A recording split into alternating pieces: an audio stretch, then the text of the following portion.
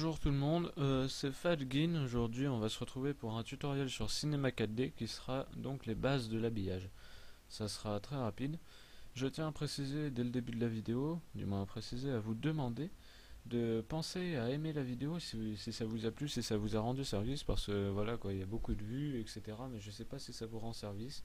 Si ça vous a été utile, mettez un commentaire, un petit pouce histoire de récompenser le travail, parce que voilà. Ça fait toujours plaisir et ça donne envie de continuer. Donc voilà, on attaque tout de suite. Donc sous Cinema 4D, moi j'ai la version R12, hein. Donc vous allez aller dans Objet, dans Primitive, et vous allez nous faire un petit pantin. Jusque là, rien de bien dur. Alors le pantin, ça sera votre personnage que vous aurez modélisé, etc., etc. Et on va du moins je vais vous apprendre à faire les bases de l'habillage. Donc là, je modifie tout de suite mes paramètres de rendu, histoire d'avoir un rendu optimal. Donc je vais pas mettre enregistré, etc. Mais je vais surtout mettre en général la résolution qui me permet d'avoir euh, un rayon de rendu plus important. Et l'anti-aliasing, si vous avez suivi les vidéos de CSN, et ben vous saurez à quoi ça sert et comment le régler. Donc, voici votre pantin, hein. Vous voyez, hop, vous pouvez regarder sous toutes les vues, vous avez un pantin. Donc, le but, ça va être de lui faire une genre de... Voilà, une robe, allez. On va faire un genre de robe. Donc, le pantin, pas besoin d'y toucher. Alors, vous commencez par faire un cube. Vous allez... donc, oui, évidemment. Vous allez modifier sa taille en cliquant sur les petits cubes ici. Et ne le convertissez pas en objet tout de suite. Il va falloir lui rajouter des segments qui vont nous servir à faire l'habillage. Voilà. Donc, voici. Faut que je fasse attention à parler assez près du micro quand même, sinon vous allez mal m'entendre. Donc il faut faire attention à ce que voilà, ce soit pas trop petit, ni trop gros, ni trop large.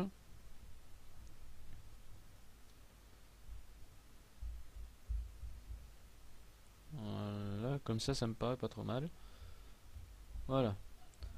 Alors évidemment, là c'est pas du tout le top. On va donc lui rajouter les segments pour pouvoir faire le découpage de l'habillage. Donc des segments X, vous allez en mettre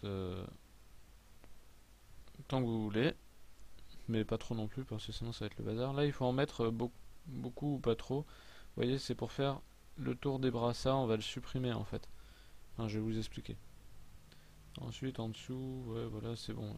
Là à partir de ce moment là, vous pouvez convertir en objet votre cube en appuyant sur C ou en allant cliquer là, mais voilà, je CTRL Z, hop, je clique dessus, ça revient au même. Donc voilà. Vous allez donc cliquer ici, à gauche là, pour pouvoir avoir la sélection des faces. Ensuite vous allez vous mettre côté bras, vous commencez par où vous voulez. Vous restez appuyé sur Shift pour en sélectionner plusieurs, vous voyez. Vous faites ça autour du cou aussi. Je vais mettre juste ceux-là, les deux.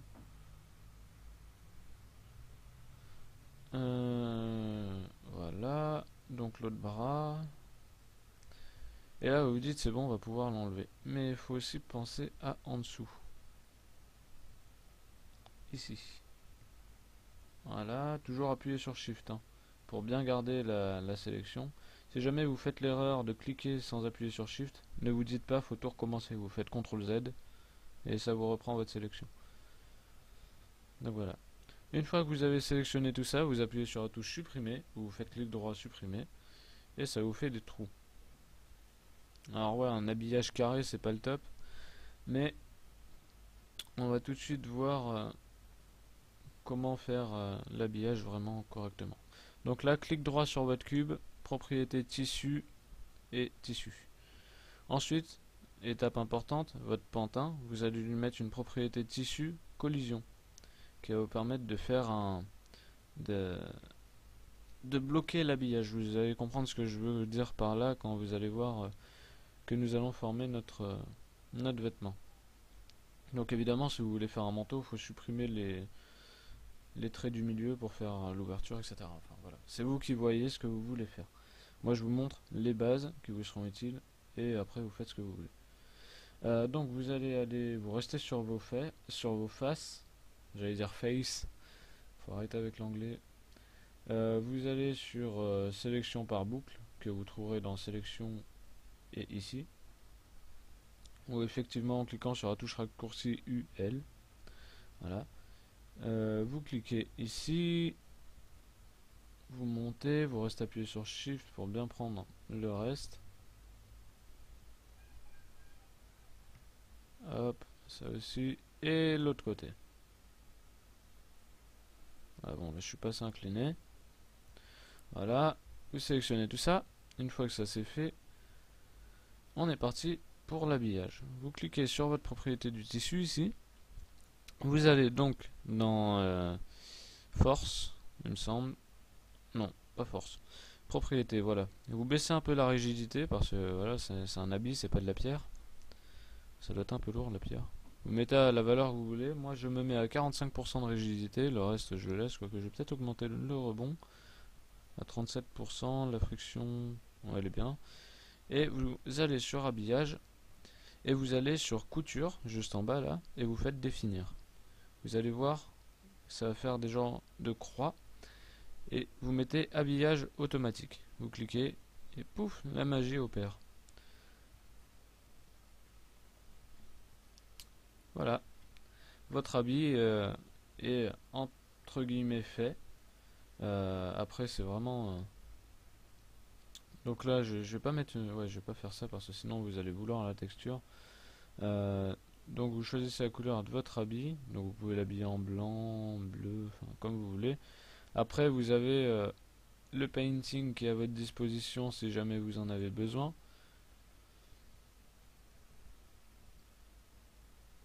Non, je crois que j'ai juste colorié le... Ouais, j'ai juste colorié les traits. C'est ballot. Enfin voilà, vous pouvez faire différentes coutures. Après si je sélectionne ça, que je fais une autre couleur, par exemple du blanc, là, ça va me l'appliquer sur le reste. Hop, voilà. Quand même passer le blanc derrière, ça serait mieux. Ah. Voilà. Voilà, donc vous avez maintenant les bases pour habiller un personnage. Il vous reste plus qu'à faire ce que vous en voulez. Donc voilà, j'espère que le tutoriel vous aura plu. N'hésitez pas à mettre un petit j'aime pour récompenser le travail, évidemment, parce que ça motivera à faire d'autres vidéos. Et je vous dis à la prochaine fois pour un autre tutoriel. Bye, prenez soin de vous.